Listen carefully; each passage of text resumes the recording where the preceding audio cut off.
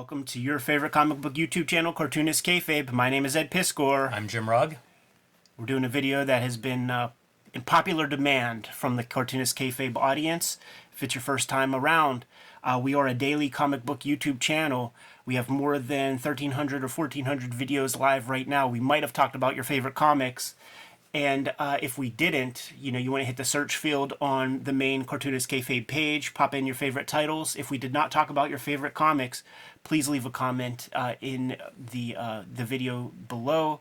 We see all those comments, and we will move your comic up higher on the reading list. We have a Patreon for the Cartoonist Kayfabe supporters to become what we call King Kayfabers, and that creates a situation where you get access to the videos before anybody else. And you get the cheapest copies very often. And sometimes we talk about rarities. It gives you the opportunity to get the few rare copies online that exist and disappear by the time the video goes out to the general public. Now, for some weeks, we've been putting that out there. Like, let us know your favorite comics. And by and large, more people than anybody else have mentioned Berserk to us as something that we need to put under the microscope.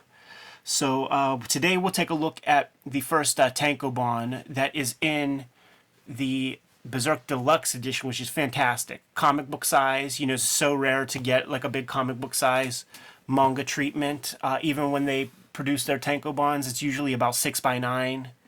And I think when Dark Horse originally did the Berserk tankobons individually, same deal, like the 6x9 format. But they started putting out these deluxe editions that contain 3 tankobons in one at regular comic size. And this is the kind of artwork that you want to see as big as possible. So we'll take a look at the first tankobon.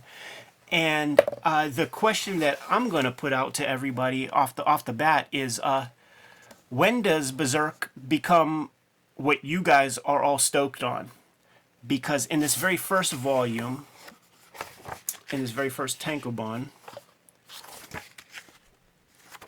there is 3 stories in the first tankobon. You could see off the bat, these are chunky stories. These are big stories. The comic came out on, pick your poison, bi-weekly or semi-monthly basis.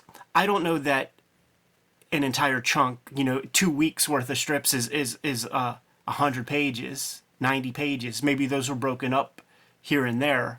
But by and large, there are 3 stories in the first tankobon.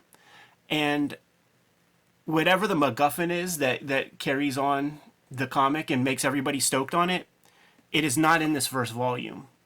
Which was sort of shocking in a lot of ways, because I've read plenty of manga series, and maybe it's just a consequence of being corrupted by like the Shonen Jump type manga, where it's very clear what the propulsion tool, the story engine is in the first episode, basically. It might change over time just from editorial issues or feedback from the audience. Kinnikuman comes to mind. Starts off as like a Ultraman parody, becomes a wrestling comic. These 3 stories aren't too different from one another. You got the Black Swordsman Guts going into a town, taking care of the bad guy, like a monster of the week kind of shit, Fist of the North Star kind of stuff. That was my first thought reading this. And I should say, like, this has 3 stories in it. Yeah. I only read the first one. Oh, okay. So FYI, because I have a similar question, and it's not that there's anything wrong with this, but it's I would describe their fans as fervor. Totally. Like this is by far the #1 most requested thing we cover.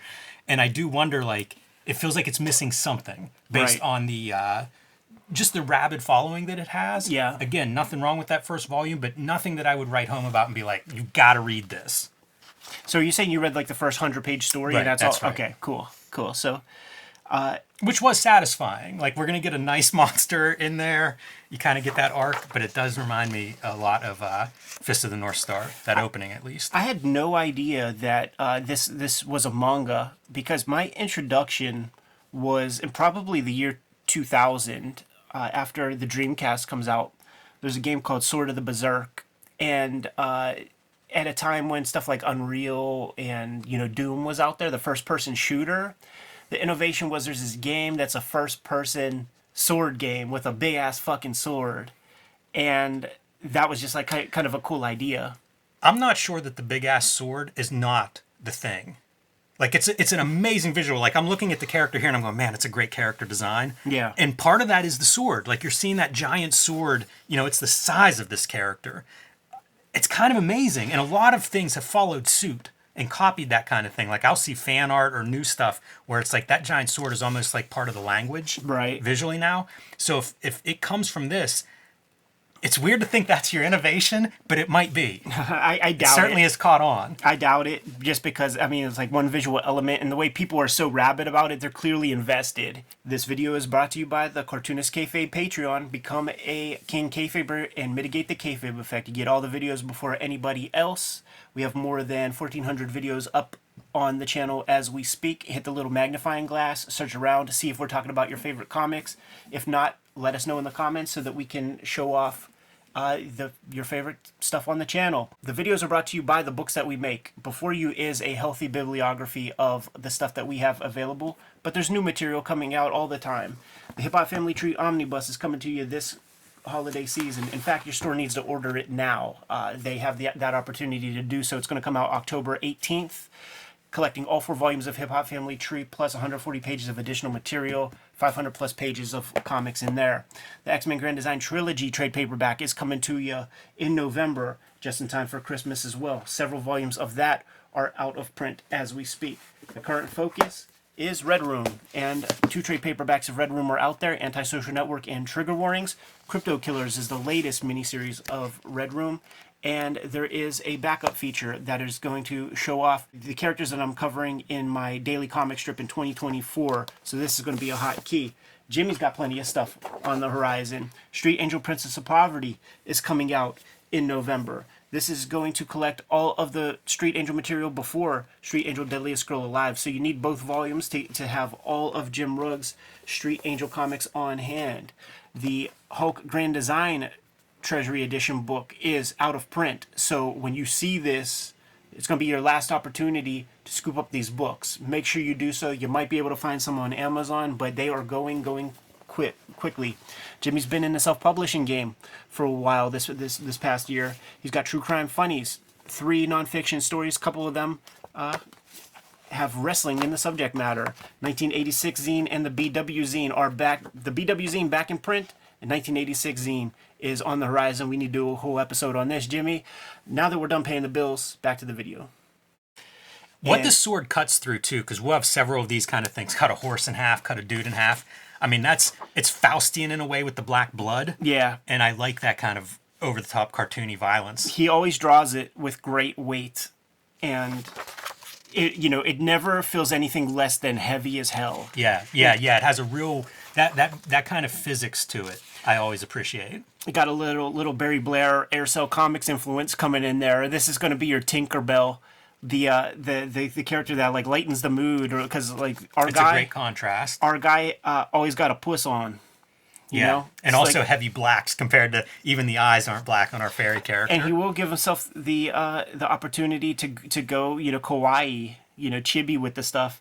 It is the cartoonist's Kitaro Marua, however you say his last name. It is, this is major work. I think 40-some volumes came out before he passed away. He passed away during the tenure of us making this Cartoonist Kayfabe channel. So that's an interesting cipher to like look at all this stuff, I'm sure. When the video came out in 2000, it's the plot of the game happens in between like volume 21 and 22. So this comic has been coming out since about 90. That's amazing to think of, like 30 plus years of working on, one character, one story. And I know it happens from time to time, and in manga it's not completely uncommon, but that's still pretty rare air. Yeah. Once again, you have no complaints about anything.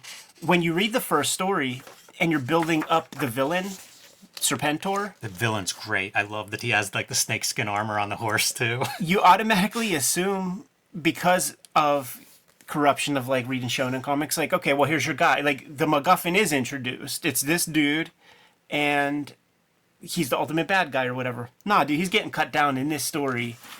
And each of these 3 stories is completely, it's their own thing. That last story is listed as chapter 1. And it surprised me that it's its own like standalone piece. I just assumed that meant there was a big epic spinning out of there. Yeah, there's a couple more chapters in like the very next Tankobon. Great imagination on display. Whenever there's a new monster or creature that shows up, these are these little incubi. You know what? Speculation on my part, but I bet you that's something that's really awesome throughout the series. Yeah. Because the monsters and the creature designs that we see so far are really cool. Yeah. So I bet you that's something that he sings at as he continues to do this. So Jimmy and I, we know plenty, but we don't know everything. And the word that we want to put out to the Kayfabe audience is like, let us know. Like, when does this really become what it becomes? Because it is not here in this first volume. This is one of those cool visuals, and we saw one earlier too where like one eye's drawn and the other half the face is in shadows or it's cropped like that. I think the visuals are probably something too that just keep growing. Sure. Offending his little Tinkerbell.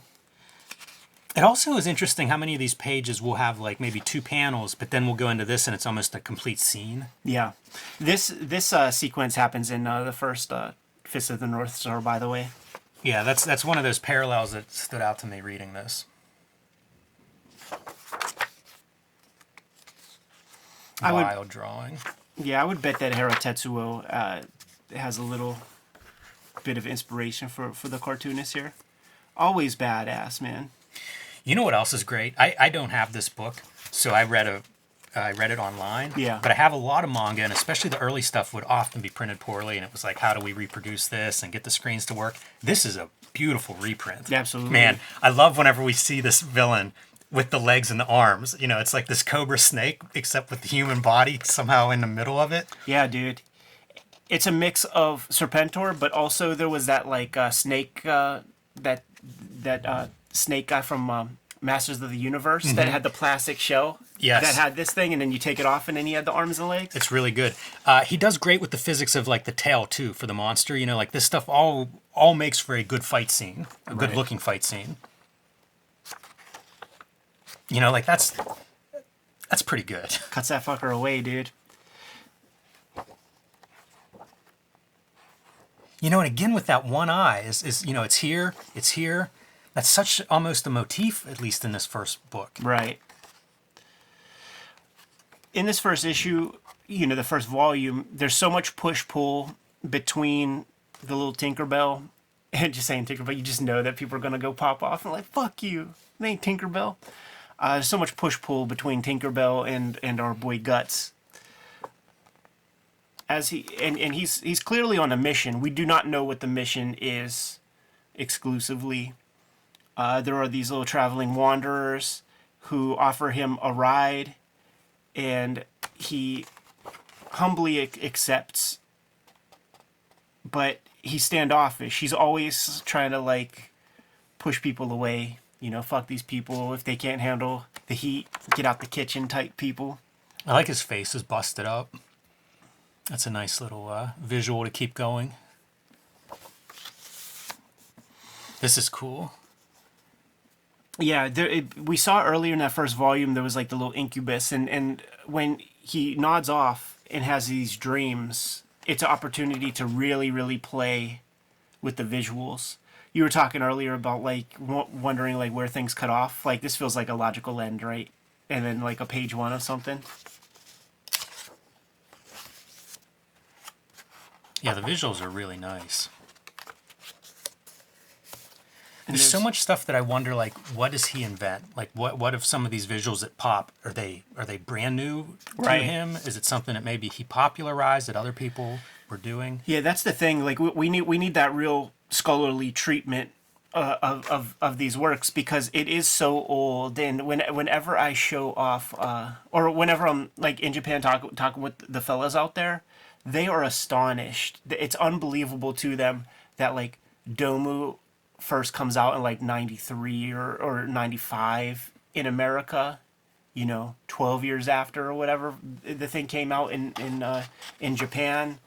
This came out a decade before it came out in the States, maybe a little bit more. Not only that, but their stuff's released in weird orders here. You know, Right. like the thing that might be following the influential Domu, we might get first. Yeah, And it is exactly. very strange. It's a very distortion of history. That's where that context would be fantastic if you could get somebody to write some good forward pieces or back pieces. You know what? That'd be a nice on these deluxe collections. That would be a really nice addition. You got to find that person, and I don't know that they exactly exist. You know who it is Jog. That dude used to do that weekly, like what's new in comics, but he would start often with like some kind of obscure thing. Yeah. And a great dude to talk to because of that. Like he knows a lot of the chronological info on all of this. But I'm sure there's a few people out there that could lend themselves to it. Yeah, I think my homeboy Sean, Japan Book Hunter, would be a guy, like if we put him in touch with Dark Horse or something. There's a conversation that's been coming up a lot lately about these frequent trips to Japan that we take and how, like, the crew is amassing a little bit bigger each time and things. And there's going to be opportunity to bridge a gap between the Japanese comics crowd and the United States comics crowd with a couple more of these sessions, I think. You know, like this is just great. I can totally see why from a visual standpoint, how this would be a series that would be fun to get into. Totally. We're still at that stage, man, where it's Monster of the Week, and that does not stop with the ending of this tankobon. We arrive, Guts arrives at a town where there's kind of a tyrannical rule over the townspeople, and so many executions are happening very often. I believe it's a cannibalistic thing. You have your big Caligula, Cenobite-looking fella. That's a good visual too. Yeah. This looks like religious stuff is coming into this storyline. Yeah, for sure. Like, this takes place in like a medieval Europe kind of situation. So everything that entails, I guess, black plagues and That fiefdoms. shadow on the face. So menacing. And then when you see stuff like this, you know that this is like the frontispiece of whatever magazine it was serialized in. I think it was I wonder actually. what that media is, because it doesn't look painted exactly. It looks like it could be. I wouldn't doubt that it was that process red ink, and now it's just in a black and white. Lot of Like, so it's texture all in there. orange. I think the magazine that this came out in was called Young Animal, not unlike the Gerard Way DC Comics line. And, after 3 volumes of this stuff here, this is a good one. Yeah, I was gonna say that's it's quite the visual. That villain looks good. Right. It's nice too. It's a very different design than the villain in the first book. Mad props for keeping the Japanese sound effects and then, just like letting us know what it says. But I feel like they could just do away with that. Like, we can imagine, like, the book is not enhanced by having a Helvetica condensed, piece of type that lets us know what the sound effect is. And certainly you don't ever have to lay it over top of an illustration. That's kind of an ugly part. But it is good that they kept the sound effects to the thing. Yeah, the visuals are definitely a good one. One time I saw a translated manga, and they would have the sound effects translated, and like this might be, so that's Flap, I assume that's like his cape. It would say something like the sound of a cape fluttering in the wind. Exactly. It was kind of cool. Yeah. I remember reading that translation and being like, what does that really mean? Like, the sound effect that's not what it says in Japanese, right? Right. And it doesn't. It's almost like you're translating what it's an approximation Well, of, which I think was its own kind of storytelling. I think it actually kind of does, to be honest, man. Because that Gun Report comic, like the way Sean was translating it, like what the title is like something about like gun firing or something like that. So like I don't know that they have onomatopoeia the way that we do. That's funny because they are translating here as if it is onomatopoeia. Exactly. Yeah. I feel like this discussion is going to annoy more Berserk fans than anything else we've said. Yeah, that's fine. I'm gonna live with it. That would be the cross I bear. It is a mechanical part of comics, though. Like it really is something I've been curious about in the past. I obsessed over it with that comic that had like the sounds translated. See, this is an important moment, man, because this is when you realize Tinkerbell's a badass.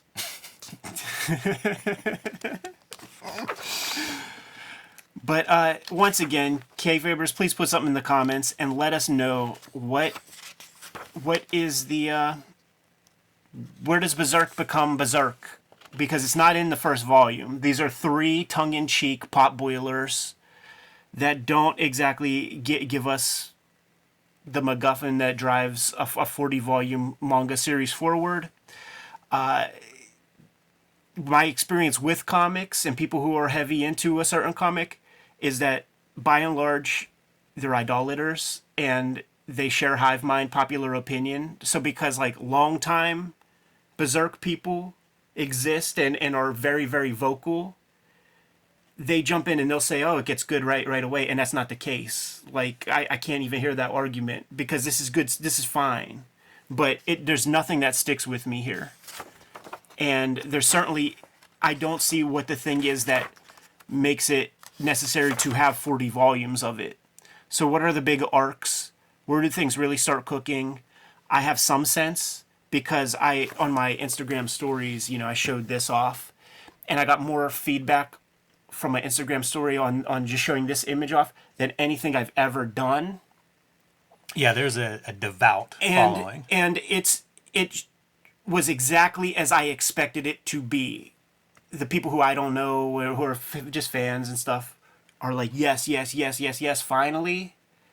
The cartoonists are like, first 3 volumes, don't cut it. You got to give it slack. It's like volume 5. It starts, and like all the cartoonists who are deep in the game, who like know structure of story and who are not idolaters, kind of say around volume 5 it starts to become what it is. But it's not in volume 1, and I am curious if you read all of the Berserk 1 deluxe edition, which contains 3 tankobon. Is this enough to get you there? Because my cartoonist buds say, no, you're going to have to read 2. So an investment of, what is it, $100? Yeah, and after an investment of $100, Jimmy, $50 books, then the comic becomes what everybody is jock riding. You know what's interesting is horror is one of the things that's tagged on the back. And I was thinking that one of the appeals of this could be the setting of being like Europe in the Middle Ages, the Dark Ages, the night kind of thing. Yeah. Because I do think that's a popular genre. The Anglophile weebs. But I feel like there's some twists in this. Like it's almost bringing that kind of dark energy to what would be, Lancelot or something. Right. In another story. So, I wonder if that's one of the things that's appealing, is that you're applying kind of like that manga detailed art storytelling, but on top of like the type of stories of the knights that we have seen so often in a very fairy tale-like treatment. Kayfabers, we did it. We took a look at volume 1. It's probably not the video that you were expecting, but this is a collaborative process. So please put some stuff in the comments to let us know where stuff hits. Save your comments about, oh, it's great from the start, because it's just not. It's very good comics from the very beginning, but the MacGuffin ain't there. Like there's nothing there that lets me know that this even needs to be a series. It's like I read 3 cool short stories that stand up on their own. Yeah, I'm curious to see the feedback on this as to like where it's pointed at, like, hey, do this story or whatever, because I'd be curious to then dip back in here in volume 5 or something. At that story. Yeah, just to see like where it goes, because again, 30 plus years, like, think of how much stuff changes. This is almost that daily comic strip kind of thing where It's like decades from now, that guy's still making, Chester Gould's still making Dick Tracy 30 years later, 35 years later, but it looks different, it reads different. I'd be curious maybe to dip back in further down the road on Berserk. So that's a comment to point us to the volume where you think it's the best of Berserk. That could be what it is. Like you guys were super vocal enough to get us to like look at this. So that was step 1. Boom, there. We took a look at the first tankobon. It's good, but it's also whatever. Now the next step is like, now which Berserk story is the one that gets you hooked? Because that first volume, that ain't quite it, man. Good to go? Yep. Kayfabers, like, follow, subscribe to the YouTube channel. Hit the bell so that we can notify you when new videos are available. We are a daily YouTube channel, and we have more than 1,400 videos up there as we speak. Take a look, search around, hit the little magnifying glass on the front page of the Kayfabe YouTube channel. Put in your favorite titles of your favorite comics. If we did not talk about your favorite comics, please put something in the comments below, and we will push those books to the top of that list, man. That's how Berserk got its video treatment today. We have a Patreon for the King Kayfabers to get the videos before anybody else, thus mitigating the kayfabe effect, which happens often when we talk about a comic that is out of print or in low frequency, low numbers. They disappear fast before our videos even go live because the King Kayfabers scoop them up. Ultimately, we are supported most by you guys buying our books. You're looking at a healthy stack of our books right before you here, but we've got new stuff out. Jimmy, what do you got? Street Angel, Princess of Poverty is my next book. It will be in stores in November. You can pre-order it now at your local comic shop, and I highly recommend you do that so that Image knows how many copies to print. This is the sister collection of Deadliest Girl Alive. If you get both of these two books, one, they'll look good on your shelf. They're kind of designed to sit next to each other, but they also collect all of the Street Angel comics that I have made so far. So put your order in for that. If you didn't get Deadliest Girl Alive, pick that one up while you are at it. My other comic shop book is Hulk Grand Design. I believe this is out of print. It's definitely out of stock at the distribution level, so if you haven't picked that one up yet, you should grab it soon because those books are likely to get scarce and probably be long gone by the Christmas season. And you can also get some of my self-published material at my website, jimrugg.com, or you can read this stuff on my Patreon, patreon.com/jimrugg, and these include True Crime Funnies, 3 nonfiction stories, as well as my latest zines celebrating the black and white explosion and that glorious year, 1986. Hip Hop Family Tree Omnibus is able to be ordered at your local comic shops right now. Make sure that you do so because we had to print these things up some time ago. There's a finite amount of these, and so many of them have already been claimed on Amazon and other online resources, Barnes & Noble, all those places. So make sure if you have your eyes on it, scoop it up and get it ordered at your local comic shop. It's over 500 pages of material in here. Contains all 4 volumes of my Hip Hop Family Tree Treasury editions, plus 140 pages of stuff that is not in those original 4 volumes. 10th anniversary of the Hip Hop Family Tree series. It is the 50th anniversary of hip hop culture as a whole. The other holiday effort that is coming out is the X-Men Grand Design Trilogy trade paperback. There's a volume or 2 of this that are out of print as well. So it's going to be your opportunity to get all of my X-Men Grand Design works in one handy dandy handsome collection. The current focus is Red Room. These are the 2 trade paperbacks of Red Room that are out there right now, The Antisocial Network and Trigger Warnings. But we're working now on the final season of Red Room Comics. We're calling it Crypto Killers. 3 issues of that are out there right now, and this 3rd issue has a backup called The Latchkey Kids here, but I'm working on a daily strip called Switchblade Shorties. It's going to come out January 1st of 2024, and these are the sort of proto versions of these characters. So this book is going to be kind of a hotkey when it comes to Ed Piskor bibliography. These are not the only ways to support the Cartoonist Kayfabe channel. Jimmy, if you will give the people the scoop on that. You can subscribe to the Cartoonist Kayfabe e-newsletter at the links below this video. You can also find Cartoonist Kayfabe t-shirts, merchandise, hats, mugs, stickers, and more at our spread shop. That link is also in the show notes underneath this video. All good ways to support the channel. Give them those marching orders and we'll be on our way. Read more manga.